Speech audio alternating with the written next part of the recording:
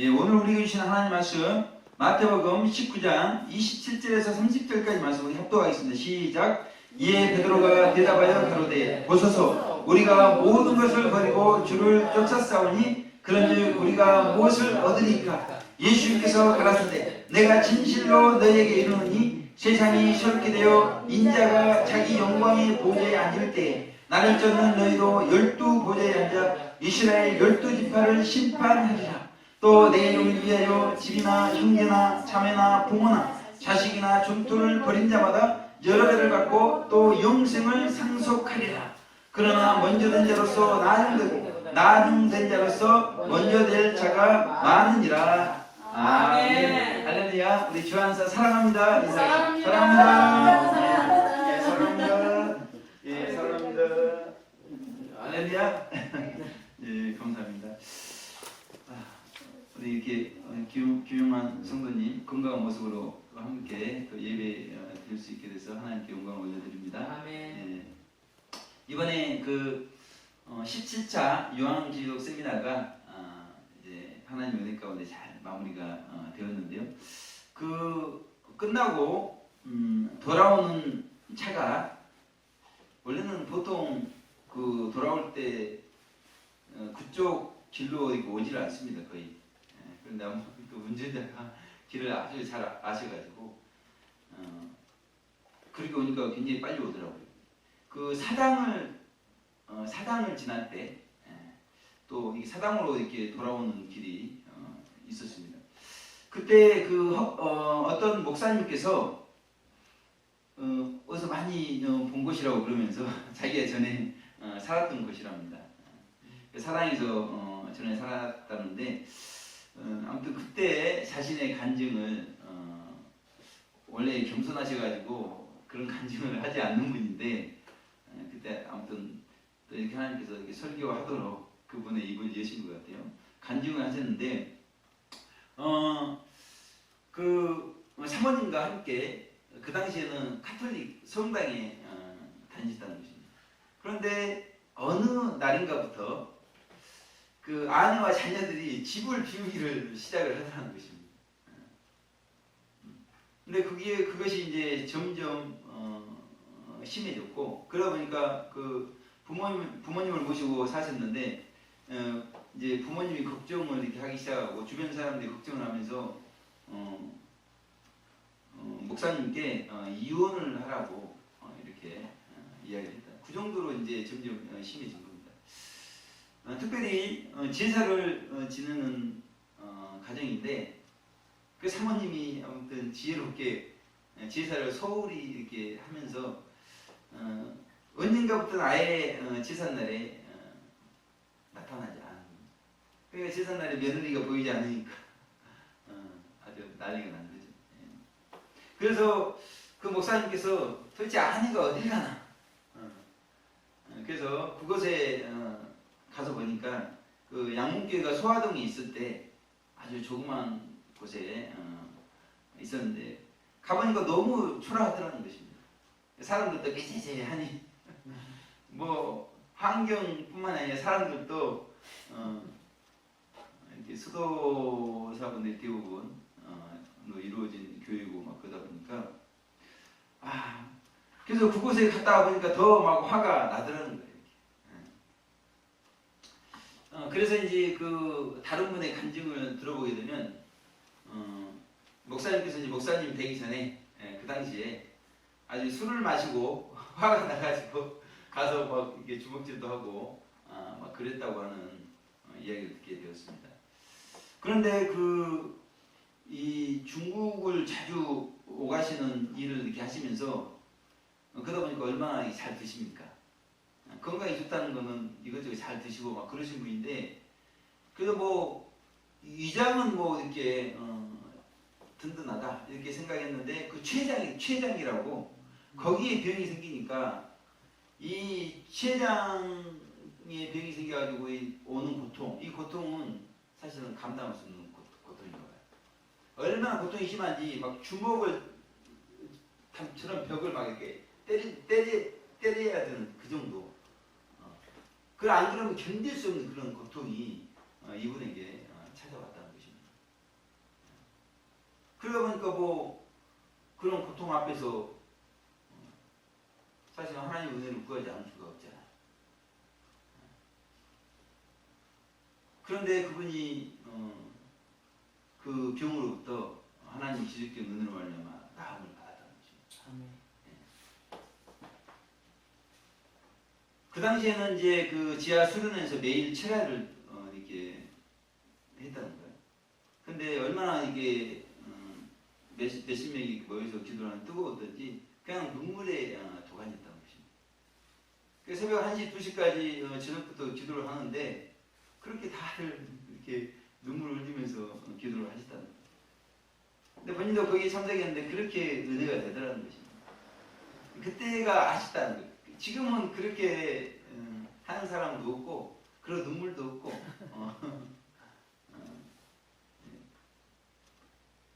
그때 사람들이 이제 다른 행사 같은 게 있어요. 참석하지 않을 때도 있었는데 그분은 그 자리를 지키면서 하나님 은혜를 많이 받았다고 합니다. 이와 같이 카톨릭 성당만 오가다가 그렇게 그냥 예수님도 만나지 못하고 그냥 뭐 가서 미사 드리고 그런 것입니다. 그랬던 그 분이 이제 예수님을 믿고 구원받고 이제 어느덧 목사님이 되기까지 그 목사님을 가장 생각한 사람은 아마도 사모님이었을 것이라는 것이죠. 사모님이 먼저 이렇게 동일한 성경인데 또 성당과 또 교회마다 다 은혜가 틀리고 막 그러잖아요. 먼저 뜨거운 은혜를 받고 막 그러다 보니까 이게 진짜라는 것이죠. 그러면서 남편이 얼마나 기도하고 막 그랬겠어요. 그럼 뭐 핍박이 뭐 있을 거 예상하지 못했겠습니까? 그 예상했음에도 불구하고 목사님이 구원받아야 되고 또 목사님 영혼이 잘 돼야 되기 때문에 그런 기도를 하면서 그런 일들을 했고 마침내 하나님의 은혜가 그 목사님에게 임해서 현재 목사님이 되어서 이게 사역을 하고 있다는 것입니다. 예, 그리고 최근 우리 김누대 전사님께서 그 대형교회 다니는 동생을 통해서 분당에서 인기리에 목회하는 어떤 목사님 동영상이 2번 왔다고 그럽니다. 근데 그 목사님의 동영상이 얼마나 인기가 있던지 조회수가 그 10,000단위를 넘어서는 그런 조회수를 보이면서 왜 이렇게 인기가 있는가 그 동영상을 봤더니 인기 있는 이유를 알 수가 있었다는 것입니다. 그 목사님은 소유를 버리셨다는 거예요. 그렇게 돈을 많이 버는 사업을 이렇게 하다가 그것을 다 이렇게 내려놓으시고 그리고 또 뭐 그런 뭐 외적인 소유뿐만 아니라 정말 대형교회 목회자로서 성도들에 대한 소유가 있고 막 그러지 않습니까? 근데 이제 그런 부분들을 내려놓는 게 쉽지 않은데 이분은 욕을 먹어가면서까지 아무튼 하나님 뜻대로 이렇게 목회를 하시려고 그래서 그 소유를 버린 것뿐만이 아니라 그 목사님의 그 사상이 그렇게 사람들의 마음을 감동을 시키고 거기다가 이분이 아주 그 울음 섞인 그런 뭐 바이브레이션을 섞어서 이렇게 설교를 하시는데 그것이 또 사람들의 마음을 또 심금 울리는 그런 복합적인 요소로 아주 이렇게 인기가 있으시다고 그럽니다. 저는 이제 그 말을 들은 후에 문제를 아주 심각하게 여겼습니다. 저도 뭐 그 목사님들 잘하고 그 목사님 설교도 많이 들어봤고 지금 듣지는 않는데 예. 그래서 우리 전사님에게 몇 가지 말씀을 드렸는데 그 중에 하나는 뭐냐면 이 허례와 이손의 과정 대부분 영적으로 많이 성장한 목사님들이 다 그런 과정을 겪고 있습니다. 하나님께서 그 성장 과정 가운데 그런 허례와 이손의 과정을 겪게 하세요.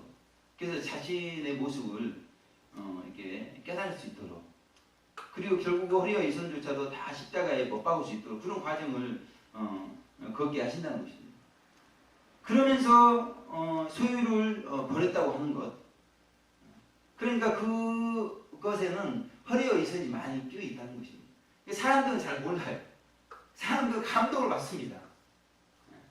그런데 이제 그것이 허례고 이선이라는 게 딱 불통이 나는 때는 언제냐면 이기신 분들이 소유를 어떻게 버렸는가를 딱 비교를 해보면 저거는 허례와 이선이 낀 가운데 버린 것이구나.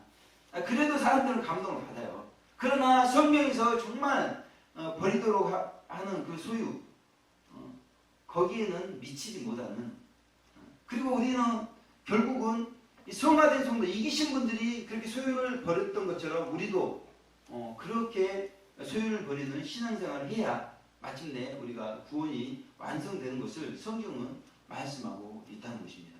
네. 그래서 사실은 제가 이렇게 노방 사역을 하는 이유 중에 하나에 대해서 우리 김두재 전사님이 알고 있었는지 모르고 있었는지 모르겠지만 그 이유에 대해서 말씀을 드렸어요. 대부분 이 목사님, 선교사님 영적으로 이렇게 성장한 분들 보게 되면 붙들고 있는 것이 있는데 그것이 바로 명예욕과 물욕을 거기에 대부분 다 붙잡혀 있습니다. 그래서 이 소유를 이렇게 버리지 못하는 이제 버렸다고는 해요. 이렇게 붙잡고 있으면서도 성도님들은 알아차리지 못하게 버렸다고는 이렇게. 그래도 성도님들은 감동을 받아요. 그냥 성경에서 소유를 진정으로 버렸다고 하는 데는 미치지 못한다는 것을. 그래서 저는 노방 사역을 통해서 우리 목사님이나 선교사님들이 정말 성경에서 말하는 소유를 버리고 성경에서 원하는 신앙의 목표에 도달할 수 있도록 그런 마음이 제 안에 가득 차 있다는 것입니다. 그래서 목회자분들을 가장 생각하는 사람 중에 자신도 포함되지 않는가 이런 생각을 해보게 된다는 것이죠. 이와 같이 우리는 이웃들을 가장 생각하는 사람인가? 가장 가까이 있는 이웃들은 우리를 가장 소중하게 생각하고 있는가? 오늘 본문의 말씀 중심으로 이웃들을 가장 생각한다는 사람이라는 제목으로 하나님 말씀 살펴보겠습니다. 우리 28절 합독 한번 해보겠습니다. 시작. 예수께서 가라사대 진실로 너희에게 이르노니 세상이 저렇게 되어 인자가 자기 영광의 보좌에 앉을 때에 나를 쫓는 너희도 12 보좌에 앉아 이스라엘 12지파를 심판하리라. 아멘. 자, 예수님께서 이렇게 대답을 해주시고 계시는데 왜 이렇게 대답을 하시는가 하면 27절에 지금 베드로 사도가 예수님께 질문을 이렇게 하고 있습니다. 예수님, 우리가 모든 것을 버리고 당신을 쫓았지 않습니까? 그러면 우리가 무엇을 얻을 수가 있겠습니까? 아주 중요한 질문입니다. 우리 가운데도 이런 질문을 할 수 있는 분들이 나온다면 얼마나 행복할까? 이런 질문을 하기 위해서는 베드로처럼 모든 것을 버리고 집을 버리고 아내를 버리고 자녀를 버리고 어떻게 아내를 버릴 수가 있어? 어떻게 자녀를 버릴 수가 있어? 수제자는 그렇게 버렸다는 것입니다. 예수님은 그렇게 버리도록 했다는 것입니다. 그렇기 때문에 버리고 주를 쫓았고 그러면 그렇게 버리고 쫓도록 하신 예수님께서 우리를 위해서 무엇을 주실 수가 있습니까? 그렇게 질문을 하고 있다는 것이죠. 그때 예수님께서 제일 먼저 대답한 내용은 어떤 내용입니까? 세상이 새롭게 된다는 것입니다. 그때 인자가 자기 영광의 보호자에 앉을 때가 있다는 것입니다. 세상이 새롭게 되는 때가 있고 그때 인자가 자기 영광의 보호자에 앉을 때가 있다는 것인데 이 때가 언젠가? 이때는 우리가 이 쭉 말씀을 연결해서 보게 되면 이 부자 청년과 예수님과 대화로부터 쭉 이런 예수님과 베드로의 대화가 이어지는 것을 알 수가 있어요. 부자 청년은 예수님께 어떤 질문을 했었냐면 내가 무슨 선한 일을 하여야 영생을 얻으리까 이렇게 질문을 하고 있습니다. 그 질문에 대해서 마태복음 19장 16절에 나오는 내용인데요. 쭉 부자 청년 예수님과 대화가 이렇게 진행되고 그런 후에 지금 베드로와 예수님의 질문과 대답이 이어지는 걸 때, 자 여기 지금 새롭게 되는 때는 천년왕국이 아니라는 거예요. 천년왕국이 아니고 이제 하나님께서 천국 보좌에 앉을 때, 천국 보좌에 앉을 때 이제 어떤 일이 있게 되냐면 나를 쫓는 너희도 12 보좌에 앉아 이렇게 말씀하고 있다는 것입니다. 아멘. 분명히 예수님께서는 마귀를 이겼어요. 세상을 이겼어요. 역경을 싸워 이기고 이긴 자의 모범이 되셨습니다. 그래서 그렇게 이겼기 때문에 보좌에 앉는다는 거예요. 자기 영광의 보좌에 앉는다는 것입니다. 자, 이와 같이 12사도도 마귀와 세상과 역경을 싸워서 이긴 자들이기 때문에 12 보좌에 앉게 될 것이다. 이렇게 말씀하고 있다는 것입니다. 계시록 3장 21절에 이기는 그에게는 내가 내 보좌에 함께 앉게 하여 주기를 내가 이기고 아버지 보좌에 함께 앉는 것과 같이 하리라. 이렇게 말씀했습니다. 그래서 이 천국에는 사람의 보좌도 있고 하나님의 보좌도 있어요. 이 사람들의 보좌는 항상 복수로 되어 있는데 이 특별히 교회 시대에 이기신 분들의 보좌가 14만 4천 개의 보좌가 있다는 것입니다. 그 중에 12사도의 보좌, 12보좌가 14만 4천의 보좌에 포함이 되는 가운데 예수님께서 너희는 나를 버리고 모든 것을 버리고 나를 쫓았기 때문에 이 12 이긴 자분들이 앉게 될 12보좌에 앉게 될 것이다. 이렇게 말씀하고 있다는 것입니다. 아멘. 12사도들이 자, 이 세상에서 정말 사람들이 붙잡고 싶은 거 있잖아요. 우리 요한교회 세미나하고 그럴 때도 같이 방송실에서 이렇게 섬겼던 어떤 목사님이 아주 이제 자녀가 아주 이렇게 예쁠 때 한 4살, 5살 그런 그래도 뭐 사진을 찍었는데 얼마나 이쁜지 그렇게 섬기면서도 보고 있고 이번에 또 젊은 목사님도 또 둘째도 이렇게 또 임신이 돼 있는가 보더라고요. 그래서 아주 뱃속에 이제 그 심장만 이렇게 있는 그런 또 사진 찍은 것을 또 보고 있고 막 그러더라고요. 왜 그렇게 보고 그러겠어요? 내 핏줄이고 그 혈육의 정에 이끌려서 그게 아주 이렇게 좋은 겁니다. 그러니까 보지 않겠어요? 좋으니까. 그런데 지금 이 12사도들은 그것을 모두 버리고 예수님을 쫓았을 때 자, 이긴 자가 되었고 보호자를 얻게 되었다. 이렇게 말씀하고 있다는 것입니다. 그러니까 예수님 때문에 예수님의 이름을 위하여 집을 버렸어요. 형제를 버렸습니다. 자매를 버렸어요. 부모를 버리고 자식을 버리고 전토를 버렸습니다. 그런데 하나님은 그들에게 영원한 천국의 왕이 되게 해 주었다는 것입니다. 썩어질 이 세상에 장수해봐야 70년, 80년 강건해봐야 이 세상에 잠깐 붙잡고 있을 것을 버리고 예수님을 쫓았을 때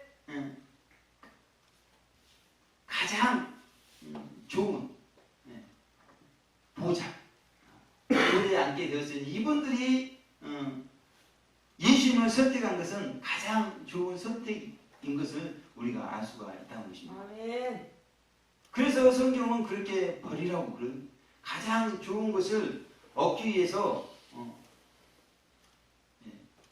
이 세상 썩어질 것들을 그렇게 십자가에 못 박도록 그렇게 말씀하고 있다는 것입니다. 자, 이렇게 모든 것을 버리고 예수님을 쫓은 12사도가 열두 보좌에 앉은 것뿐만이 아니라 뭐라고 말씀하고 있냐면 이스라엘 열두 지파를 심판하리라 이렇게 말씀하고 있다는 것입니다. 그래서 뭐 이분들이 또 제사장도 되어진다는 거 아니겠습니까? 심판하리라 이렇게 하니까 베드로 눈치를 봐야 되는 거 아닌가, 요한 눈치를 봐야 되는 거 아닌가 이렇게 우리가 생각할 수가 있는데 우리가 이것을 해석을 잘 해야 될 것 같습니다. 지금 여기 이스라엘 열두 지파는 육적인 이스라엘 열두 지파, 그런 열두 지파가 아닌 영적인 이스라엘 열두 지파를 의미하고 있다는 것이죠. 아멘. 그렇게 이 육적 이스라엘 열두 지파가 아니라고 하는 이유는 분명히 베드로도 예수님의 제자요, 그 형제인 안드레도 예수님의 제자지 않습니까? 근데 베드로와 안드레는 육적 이스라엘로 치게 되면 한 지파잖아요. 한 지파입니다. 그리고 그 같은 동네에 사는 빌립도 열두 사도 중에 한 분인데 베드로와 안드레와 빌립을 베세다 사람이라고 했어요. 베세다. 그 동네, 같은 동네의 사람이라는 것이죠. 그런데 그 베세다라고 하는 그 지역은 아마 므낫세 반지파 아니면 납달리 지파에 속하는 거예요. 그런데 그 한 지파인데 지금 한 지파에 몇 명이 속해 있는 거예요? 지금 베드로, 안드레, 빌립 세 사도가 속해 있는 거예요. 근데 육적 이스라엘로 해석하게 되면 맞지가 않다는 것입니다. 보좌에 앉아서 열두 사도가 심판하리라 그랬는데, 그래서 여기 이스라엘 열두 지파는 육적인 이스라엘 지파가 아니라 영적인 이스라엘 열두 지파다. 요한과 야고보도 마찬가지입니다. 한 형제잖아요. 두 형제이기 때문에 한 지파라는 거죠. 그런데 어떻게 이 열두 사도가 육적 이스라엘 열두 지파가 될 수가 없다는 것입니다. 이들은 영적인 이스라엘 열두 지파인 것을 알 수 있습니다. 따라서 이 영적 이스라엘 열두 지파, 이 영적 이스라엘 열두 지파는 어떤 지파인가? 그것을 우리가 이해하기 위해서는 그 새 예루살렘 성, 그 성에 성곽이 있는데 그 성곽의 문이 12문입니다. 동쪽, 서쪽, 남쪽, 북쪽 해서 각 방향마다 문이 3개씩 있어요. 12문이 있습니다. 그 12문 그 위에 문 위에 이름이 기록되어 있는데 이스라엘 자손 12지파의 이름이 기록이 되어 있습니다. 근데 성경에는 이스라엘 자손 12지파의 이름이 뭐다라는 것은 자세히 나와 있지 않아요. 나와 있지 않는데 이 새 예루살렘 성, 그 성에 12기초석이 이렇게 있습니다. 그 12기초석 위에 성이 세워졌고 성곽이 있고 그 12문이 있는 그런 구조로 이루어져 있는데 그 12기초석, 그 기초석 위에는 어린 양의 11사도의 12이름이 기록이 되어 있다고 이렇게 말씀하고 있습니다. 그러니까 그 12기초석이 우리 금을 질 때 바닥에 기초석이 있잖아요. 12기초석인데 베드로, 안드레, 요한, 야고보 이런 12사도의 이름이 기록이 되어 있고 그 성곽의 12문에는 그 12사도의 지파의 이름이 기록이 되어 있는데 베드로 지파, 안드레 지파, 요한 지파 이렇게 기록이 되어 있는데 사실은 그 지파의 이름은 이렇게 되어진다는 것이죠. 천국은 성령의 12가지 열매로 이루어졌다는 것입니다. 천국은 예수님의 12가지 빛의 성품, 12가지 성품으로 이루어진 나라가 천국이라는 거예요. 그래서 예수님께서 제자들을 이렇게 불렀을 때 예수님의 12가지 성품에 따라 불렀다는 것입니다. 베드로는 충성, 요한은 사랑. 그래서 영적 이스라엘 12지파는 성령의 12가지 열매, 사랑, 희락, 양선, 자비, 충성, 온유, 절제, 용기, 정직, 겸손 뭐 이런 12가지 열매, 이 열매가 12가지 지파인 것을 알 수가 있다는 것이죠. 그래서 이 이스라엘 12지파를 심판하리라, 이 말씀은, 심판하리라고 하는 것은 천국은 12사도를 중심으로 12가지 빛으로 구분이 되어 있다는 것입니다. 그래서 들어갈 때, 천국을 들어갈 때 한 사람이 예수님의 성품을 본받아서 이 땅에서 빛 가운데 행할 때 12가지 열매를 다 맺게 돼 있어요.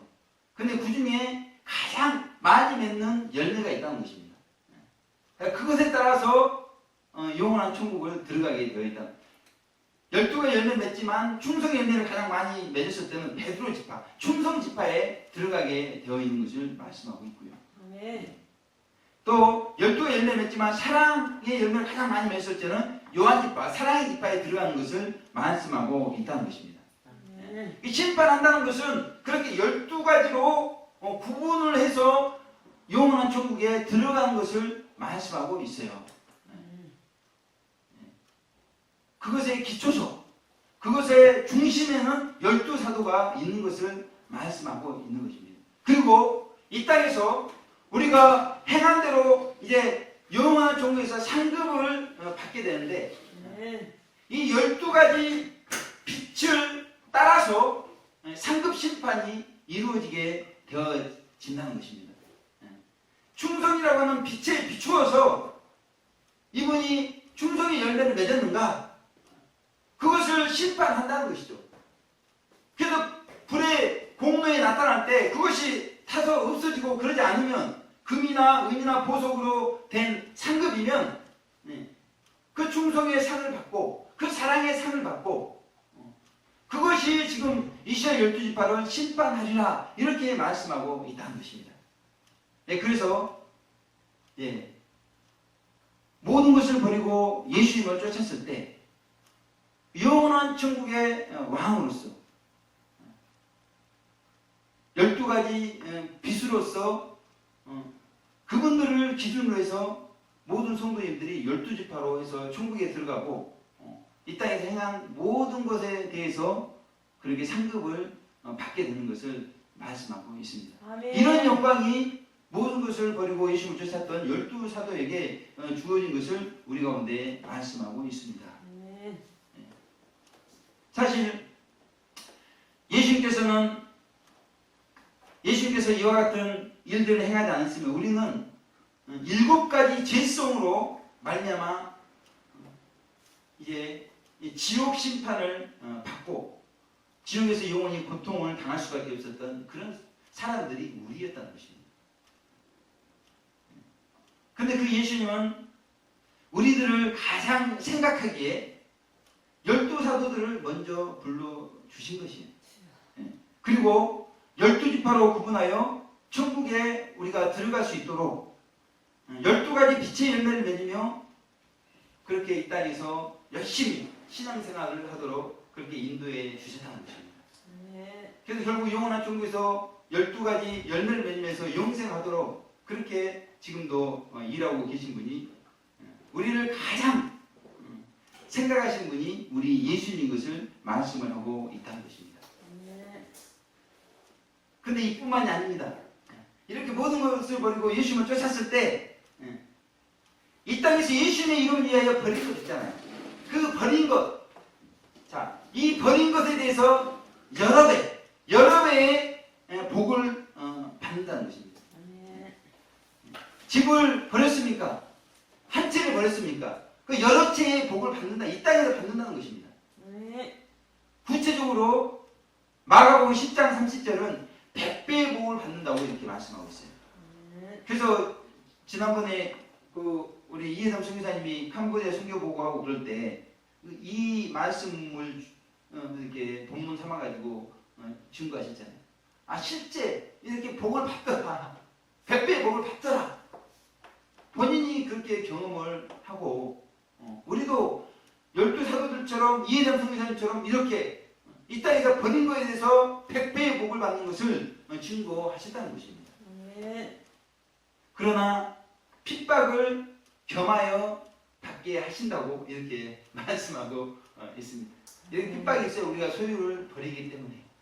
이 땅에서 복받는 게 전부가 아니잖아요. 우리는 영원한 천국의 12가지 빛으로 구분돼서 들어가고 영원한 천국의 상급을 받아서 영생하는 것이 우리의 최종적인 복이기 때문에 이 땅에서 백배의 복도 받고 겸하여 핍박도 받게 될 것이다.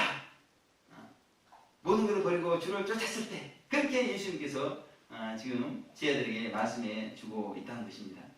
이것은 이웃들을 가장 생각한다는 사람, 예수님께서 이 땅에 오셔서 행하신 일이라는 것입니다.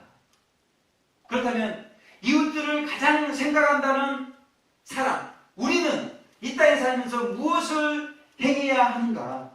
오늘 30절 우리 합독 한번 해보겠습니다. 시작. 그러나 먼저 된 자로서 나중되고 나중된 자로서 먼저 된 자가 많으니라. 아멘. 분명히 모든 것을 버리고 예수님을 쫓았을 때 금세의 복을 말씀하셨습니다. 그리고 내세의 복을 말씀하셨습니다.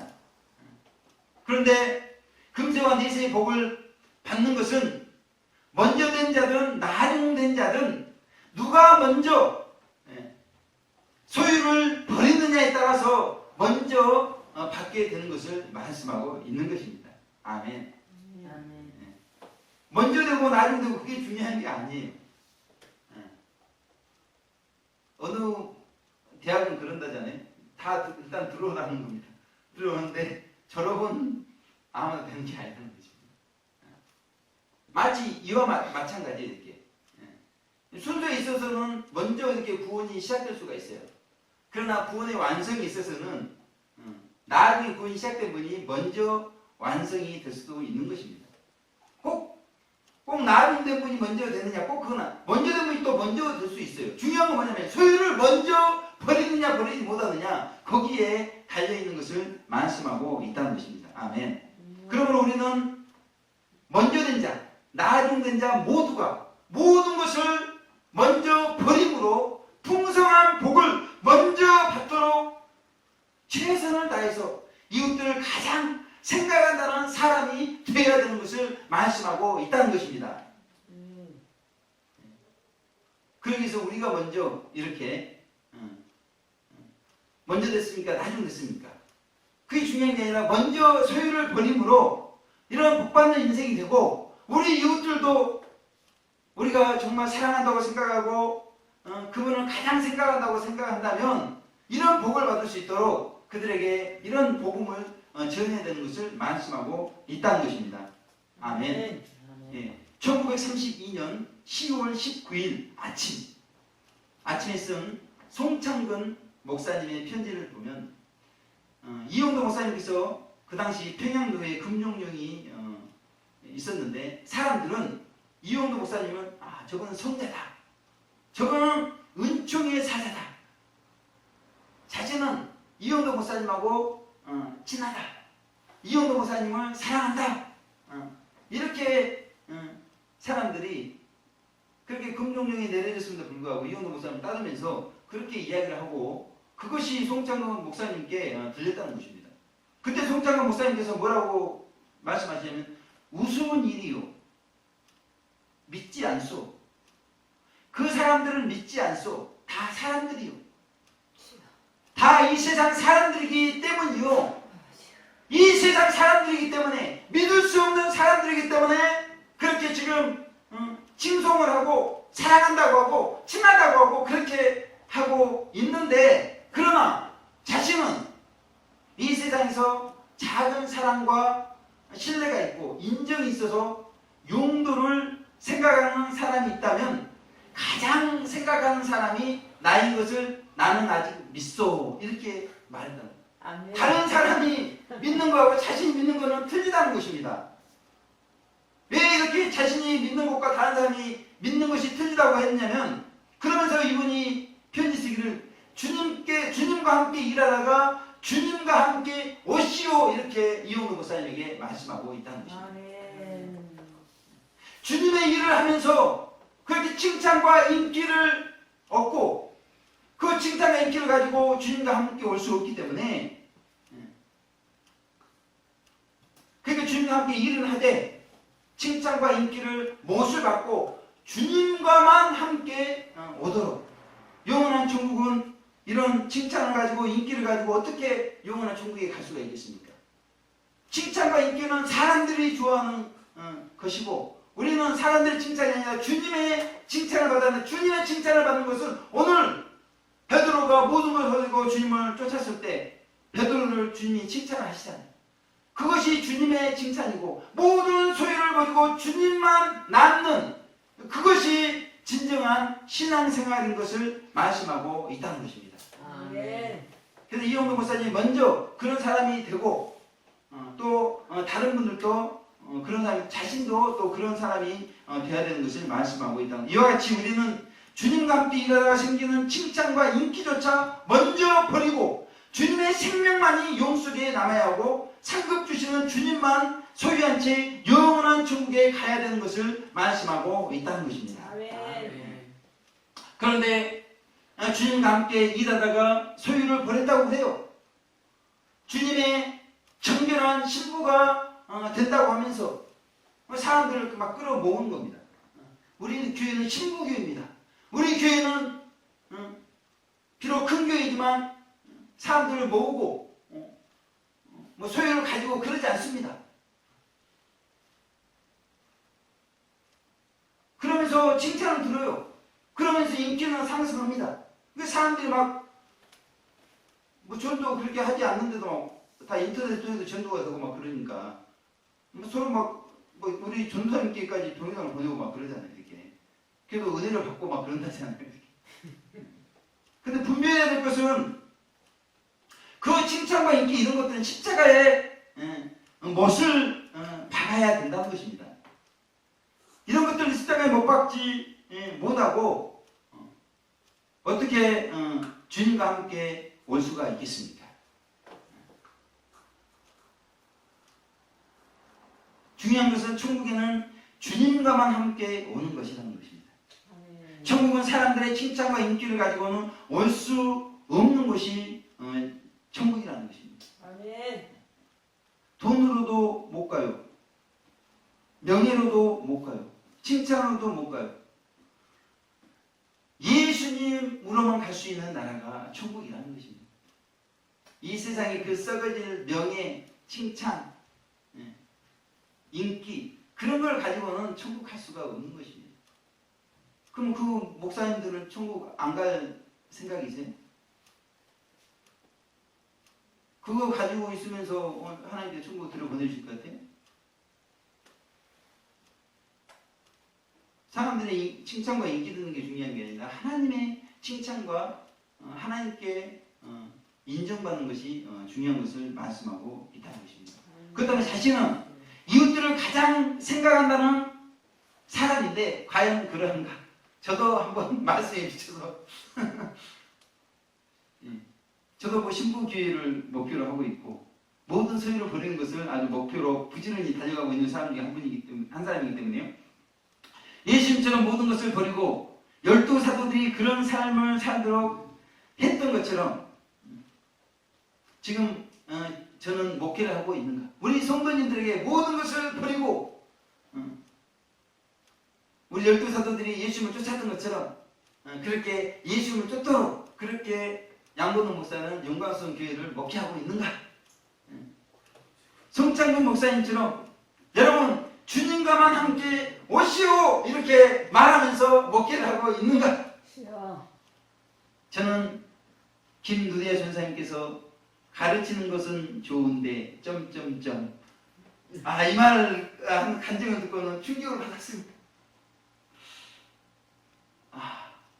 저는 뭐 가르치는 건 잘 가르친다고 생각 않지만 지금 이렇게 노방을 통해서 모든 것을 버리고 주님만을 따르려고 하는 이 충정 이거는 아무튼 양건홍 목사는 높이 사야 된다 이렇게 생각하고 있는 사람인데 뭐 그런 말을 한마디도 언급도 없는데 가르치는 것은 좋은데 이렇게 점점점 하면서 간절히 충격을 받지 않을 수가 없었습니다.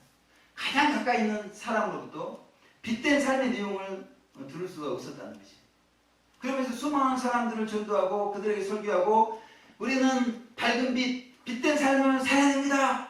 이렇게 외쳐서 무슨 의미가 있는가? 가장 가까운 사람이 저를 통해서 빛을 지금 보지 못하고 있다고 하고 있을 때, 사실은 저는 이 명예과 무력을 못 받기 위해서 노방 사역을 본의 아니게 하나님의 은혜로 지금까지 해왔고, 성령을 못 받기 위해서도 부부관계를 결단하고, 이 수면력과 식욕을 못 받기 위해서 성물과 중심으로 하려고 하고 있는데, 우리 가장 가까이 있는 전도사님은 빛이 너무 밝아서 그러신지 제 빛이 이거 빛이 아니다. 아니면 지금 빛이 너무 어두워서 자신의 빛이 너무 어두워서 전도사님의 빛이 너무 밝거나 자신의 빛이 너무 어둡기 때문에 이게 가장 가까이 있는 전도사님에게 저의 빛된 삶이 이게 간질거리가 되지 않고 있는 걸 통해서, 그리고 이 혈육 간 애정, 남녀 간 애정, 친구 간 애정, 사물에 대한 애정을 못 받고 달려가고 있는데 지금 그런 내용의 간증은 전혀 없다는 것입니다. 그래서 충격을 받으면서 중요한 것은 이웃들을 가장 생각한다는 사람 자신이 먼저 죄와 피를까지 싸우고 있는가? 정과 욕심은 십자가의 철저히 목박음으로 양무리의 본이 되고 있는가? 사실은 그런 면에서 볼 때 우리 전도사님 밝은 빛 가운데 볼 때 박지 못하다. 자, 중요한 것은 그럼에도 우리는 계속해서 정말 이렇게 정말 모든 소유를 버리고 주를 쫓으려고 7.8기 이렇게 하는 것이 중요한 것이 아닌가. 그래서 가장 이상적인 교회 공동체는 예수님과 12사도를 중심으로 한 천국적인 공동체가 가장 이상적인 공동체가 교회 공동체가 되는 것을 말씀을 드린다는 것입니다. 교회는 12가지의 빛이 선명하게 서로를 비춰야 됩니다. 물론 우리 한 사람이 12가지 빛을 비출 수가 있어요. 그러나 모든 12가지 그 열매를 잘 맺으면서 사는 사람은 그런 사람은 거의 이렇게 한 사람에게 모두 다 잘하도록 하는 것은 거의 하나님께 주지 않으셨다고 볼 수가 있습니다. 그래서 자신이 먼저 이웃들을 가장 생각한다는 사람이 돼야 된다는 것이.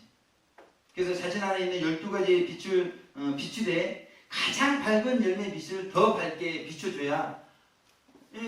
저는 예를 들면 자비는 굉장히 빛이 약하다는 것입니다. 그래서 제가 뭐 자비의 어떤 열매를 맺어보려고 해도 이 빛이 약하기 때문에 뭐 다른 사람에게 빛이 이렇게 되지 않아요. 그런데 교회 안에 자비 이렇게 특히 양선, 우리 양 집사님 양선 이렇게 해서 막 먹이는 이렇게 이게 양선의 열매가 아니겠습니까? 그러니까 이런 분들이 계셔야 그 빛이 비춰져 가지고 자신도 다른 사람에게 그냥 뭐 불쌍히만 여기는 게 아니라 뭘 갖다가 이렇게 주는 양선의 열매를 맺을 수 있게 되어지는 것을 말씀하고 있습니다. 어느덧 보니까 양권능, 직분은 뺍니다. 이해당, 김순영, 김누디아, 김용익, 양풍성, 양선미, 김용식, 김용만, 민병선, 이영렬, 홍태연, 양석재까지 하면 13분입니다. 13분. 예수님과 12제자 딱 됐어요. 딱 됐어요. 완벽한 이 어두운 세상을 비출 수 있는 완벽한 천국 공동체가 이루어진 것을 말씀하고 있다는 것입니다. 아멘. 중요한 것은 모든 것을 버리고 주님을 쫓기만 하면 이제 우리는 14만 4천의 보좌에 앉을 수가 있는 것이고 이 땅에서 100배의 복을 받고 12가지로 구분된 천국에 들어가서 이 땅에서 행한 대로 상급을 받고 영원한 행복 가운데 영생을 하게 되리라 이렇게 말씀하고 있다는 것입니다. 영광스러운 교회가 노방에 외치는 사람들이 12사도가 모든 것을 버리고 주님을 쫓았듯이 자신과 이웃들도 이와 같은 삶을 살도록 이웃들을 가장 생각한다는 사람 한 분 한 분 되시기를 주님의 이름으로 축원을 드리겠습니다. 기도하겠습니다. 아멘. 하나님 아버지 감사드리고 찬송을 드립니다.